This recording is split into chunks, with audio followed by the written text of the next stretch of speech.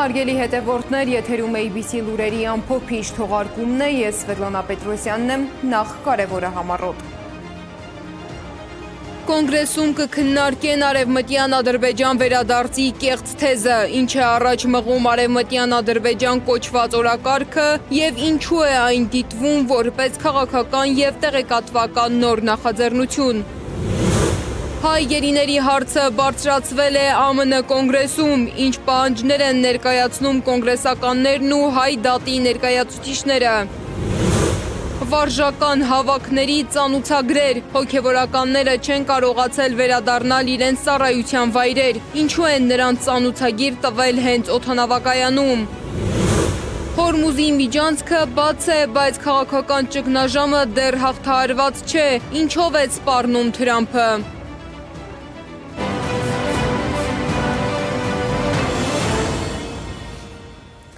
Արմավիր քրեակատարողական հիմնարկ են տեղափոխել Ավետիք Չալաբյանին։ Դատարանը այսօր բավարարել է Չալաբյանին կալանավորելու միջնորդությունը։ Հայաքվե նախաձեռնության համակարգողին 2 ամսով են կալանավորել։ Փաստաբանի պնդմամբ որոշումն իրավաչափ չէ և այն բողոքարկելու են։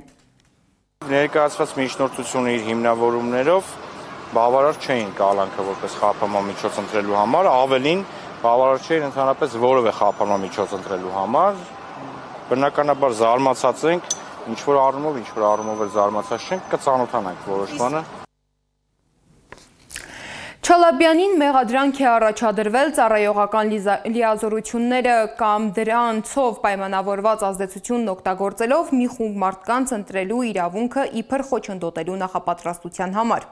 Մինչ դատարանը քննում էր կալանքի հարցը, նրա աջակիցները ու համախոհները հավաքվել էին դատարանի բակում իրենց աջակցությունը հայտնելու։ Հույս ունենք, որ դատարանը ճիշտ վճիռ կայացնի, այսինքն առնվազն գոնե սահմանափակումներ չի լինի, այն առումով, որ կալանքի չեն տանի։ Ինչ վերաբերում է հաղորդագրությանը, գիտեք, հիմա նախաքննության փուլը, գաղտնիության փուլն է, դա հենց ավել բան չգիտեմ, այդտեղ էլ մեկնաբանելու բան չկա, եթե կապում են այդ ձայնագրության հետ, կներեք այդ ձայնագրությունով ես ճիշտ ասած չեմ պատկերացնում ոնց հիմնավորես, որ մարդուն տանես են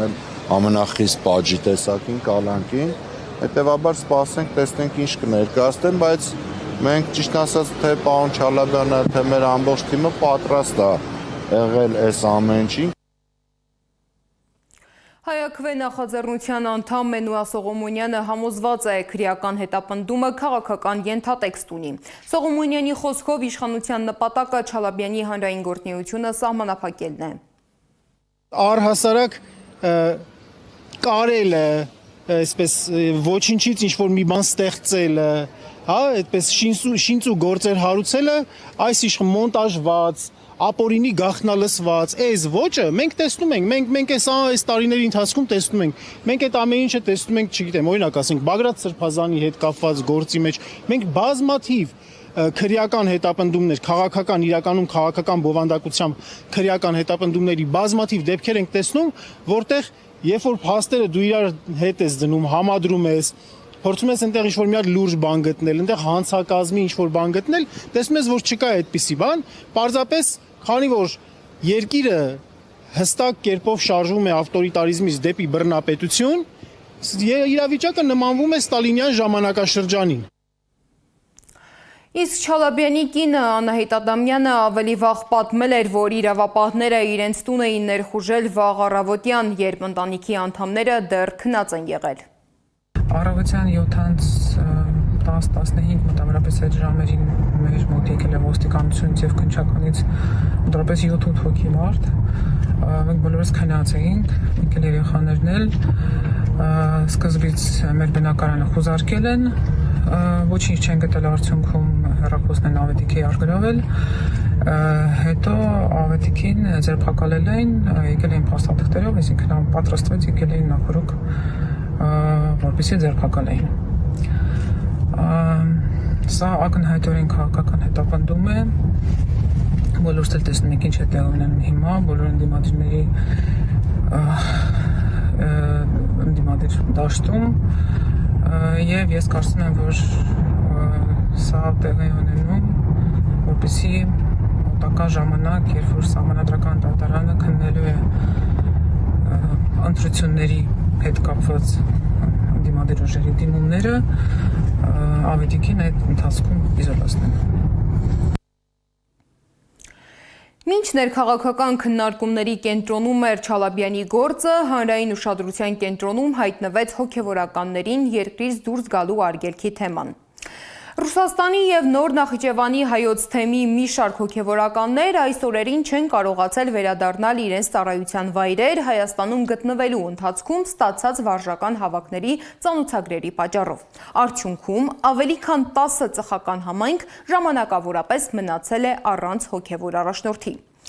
Ինչու են հոգևորականներին ծանոթագրեր տրվել հենց օդանավակայանում և ինչ խնդիրների առաջ են կանգնել արտերկրի հայկական համայնքները, Անահիտ Սարգսյանի ռեպորտաժում։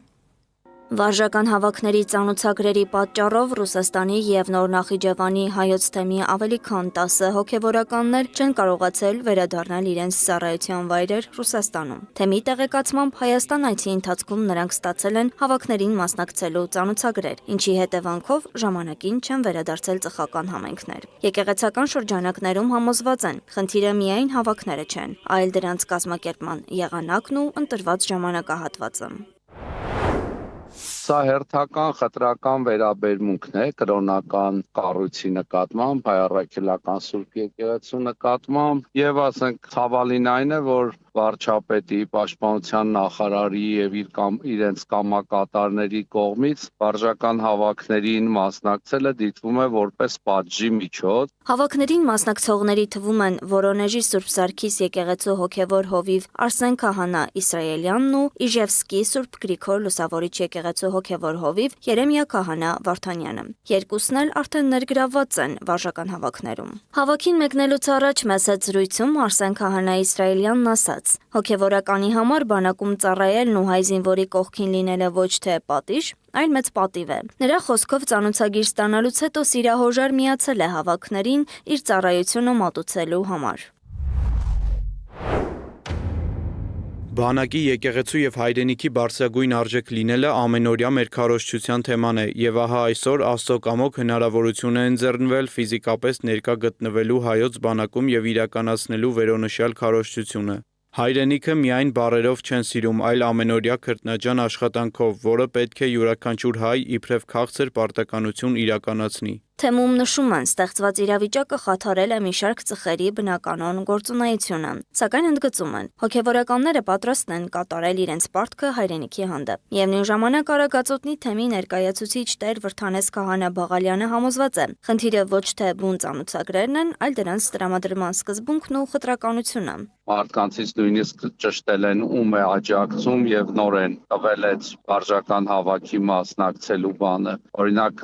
մեկի հետ խոսել եմ, ասում էր, որ հարցրեցին, բա ում ես աջակցում, ասի, որ ԿՊ-ին եմ աջակցում եւ այլն, ասում է, ինձ չտվեցին եւ ասում է, ինձ այդ եղող այդ մյուս ընկերոջը, որ մեր ձևովին էր աջակցում, նրան տվեցին, այսինքն նաեւ քաղաքացիների նկատմամբ է խտրական մոտեցում եղել։ Չեմ ասում Ռուսաստանի թեմի այդ Նոր Նախիջևանի թեմի քահանաների նկատմամբ։ Տեղի ունեցածը ըստ նրա վկայում է, թե որքան անլուրջ է իշխանության վերաբերմունքը նման կարևոր հարցերի նկատմամբ եւ օրինակ բերում ոչ վաղ անցյալում իր հետ տեղի ունեցած դեպքը։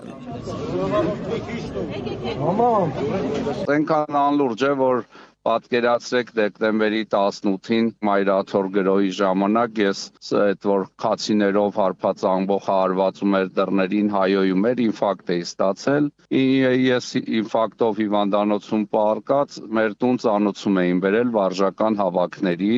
եւ անկեղծ ասեմ հիվանդանոցից դուրս գալուց հետո էին այդ նույն ծանոթումը իմ հետևից բերել երբ որ սրտի ինֆարկտով մարդուն ուղակի չի կարելի պլյուս ասենք փոքր որդիս բանակում ժամկետային ծառայող է էլի։ Այն, որ հավաքին մասնակցելն են որպես պատիժ կիրառում, ցույց է տալիս իրենց իսկ դեմքը, կարծում է Տեր Քահանա Բաղալյանը։ Այսինքն իրանք այդ վարժական հավաքները պաշտպանության նախարարության կողմից օգտագործում են որպես հալածանքի միջոց եկեղեցականների կամ քաղաքական իրենց հակառակորդների նկատմամբ, որտեղ որովհետև իրենք բանակում չեն ծառայում եւ բանակում ծառայողի արժանապատվության գիտակցությունը չունեն։ Բաղալյանի պնդմամբ ռազմական ոստիկանության աշխատակիցները օդանավակայաններում նաև հարցումներ են իրականացրել, պարզելու քաղաքացիների քաղաքական նախասիրությունները եւ դրանից հետո են բաժանվել ծանոթագրերը։ Այս պնդումները պաշտոնապես չեն հաստատվել։ Մինչդեռ փաստը մնում է նույնը։ Ռուսաստանի եւ Նոր Նախիջևանի հայոց թեմի մի շարք հոգեվորականներ շարունակում են մասնակցել վարժական հավաքներին Հայաստանում, մինչ նրանց սպասող հավատացյալները Ռուսաստանում ժամանակավորապես զրկված են իրենց հոգեվոր սպասավորներից։ Անահիտ Սարգսյան, Աշոտ Բարբարյան, ABC Media։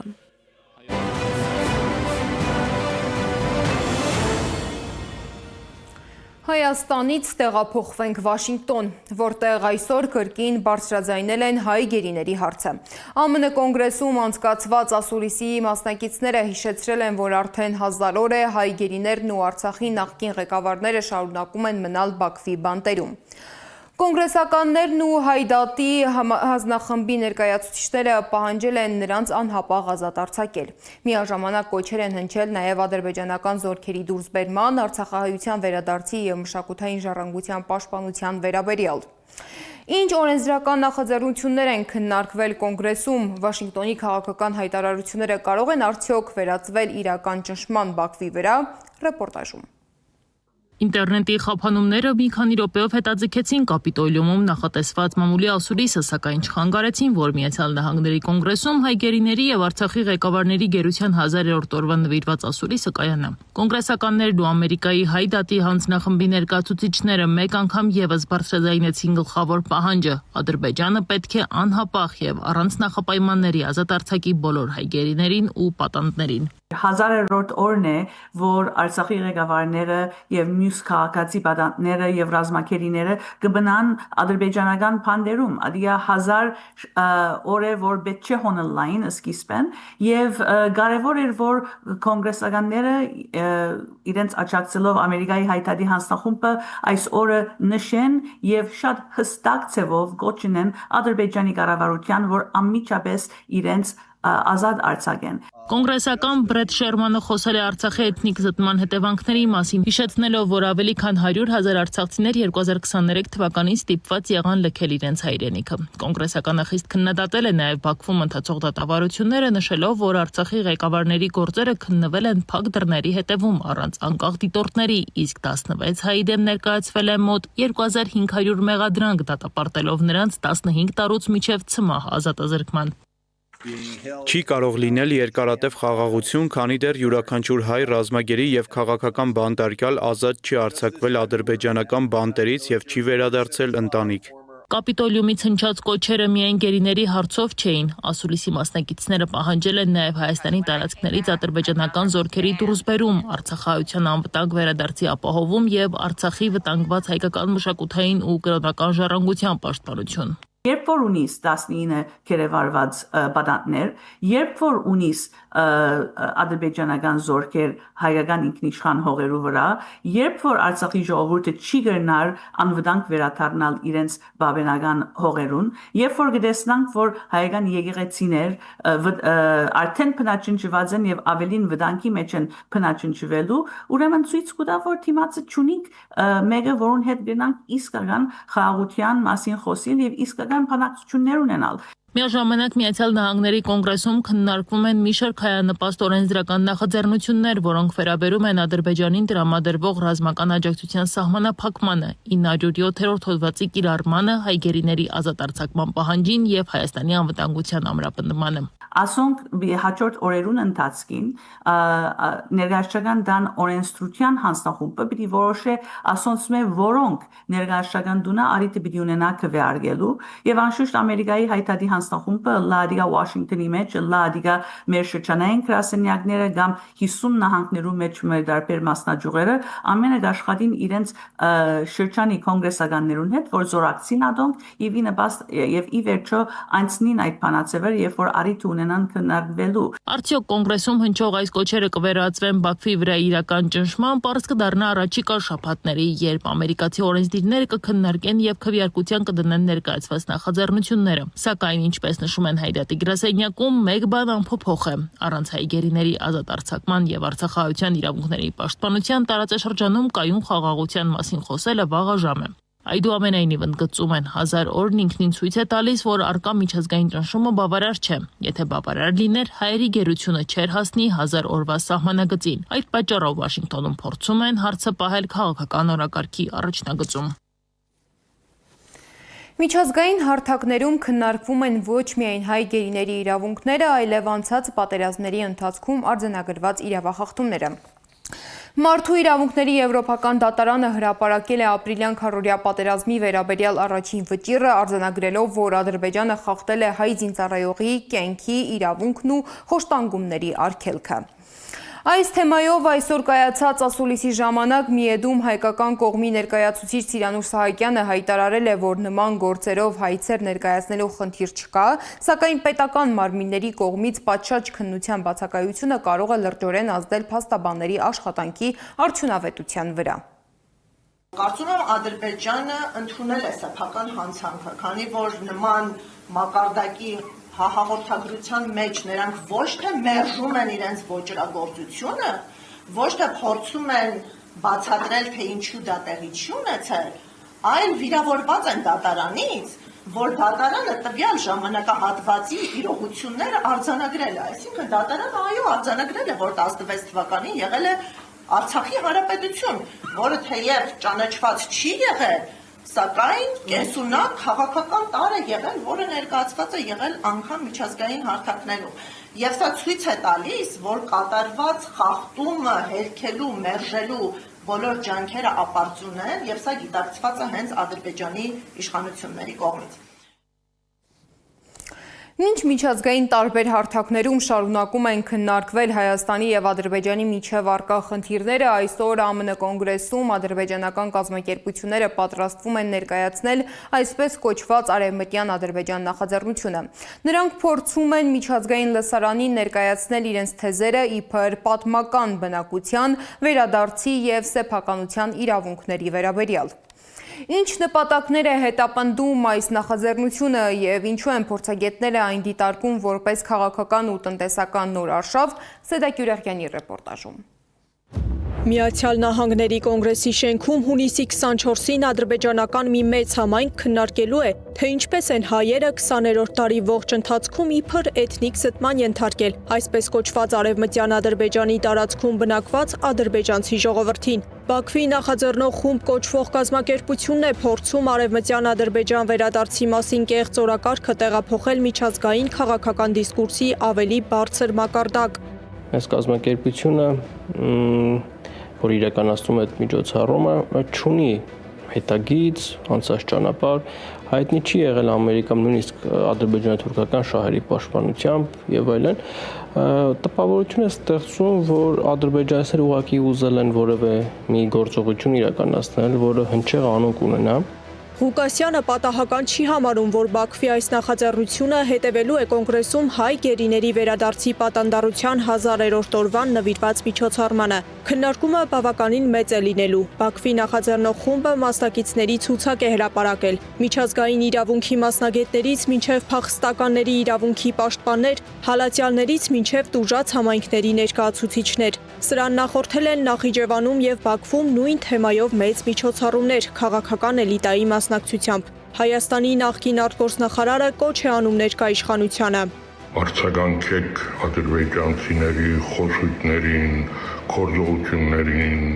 Միացյալ Նահանգներում, եվրոպական այլ երկրներում նրանց գործունեությանը, սա լուրջ վտանգ է։ Լուրջ վտանգ է, ասելով, որ այդպիսի հատկա ընդունությունը շահարկում է, դա այդպես չէ։ Նույնը ասում էիք Արցախի վերաբերյալ,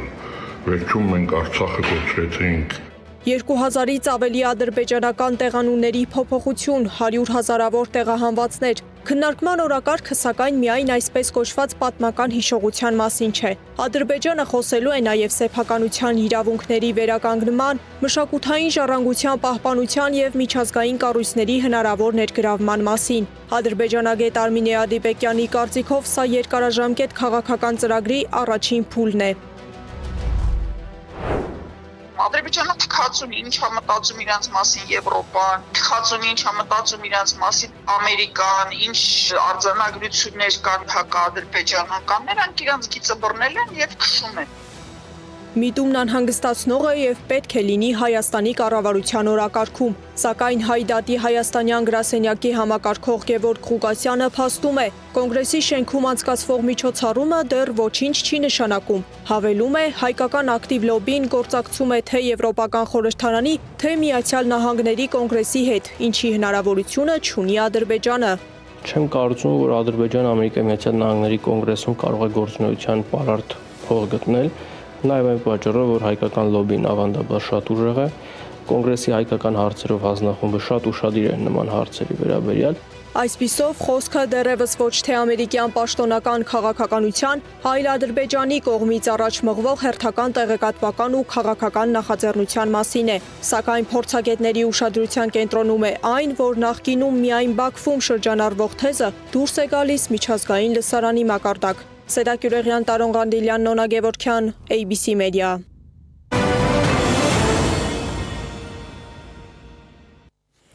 Իրանը հայտարարել է, որ պատրաստ է Պարսից ծոցի տարածաշրջանի երկրների հետ անվտանգության ոլորտում համաձայնագրեր կնքել, դրանք կապելով նաև տնտեսական գործակցության խորացման հետ։ Բաքվում ընթացող Իսլամական համագործակցության կազմակերպության խորհրդարանական միության համաժողովում Իրանի Մեջլիսի նախագահ Մոհամմադ Բաղեր Ղալիբաֆը ընդգծել է, որ տարածաշրջանի ապագան պետք է կառուցվի գործակցության և երկխոսության հիման վրա։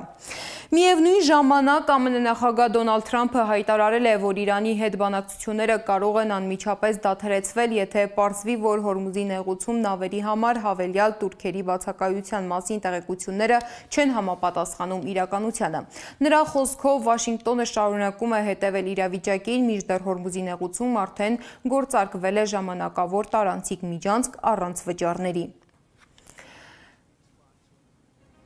Այժմի համար նախատեսել ենք այսքանը, շարունակեք հետևել մեզ սոցիալական բոլոր ցանցերում կամ այցելեք մեր պաշտոնական կայք www.abcmedia.am։ Շնորհակալություն, որ մեզ հետ էիք, մնացեք խաղաղությամբ, բարի գիշեր։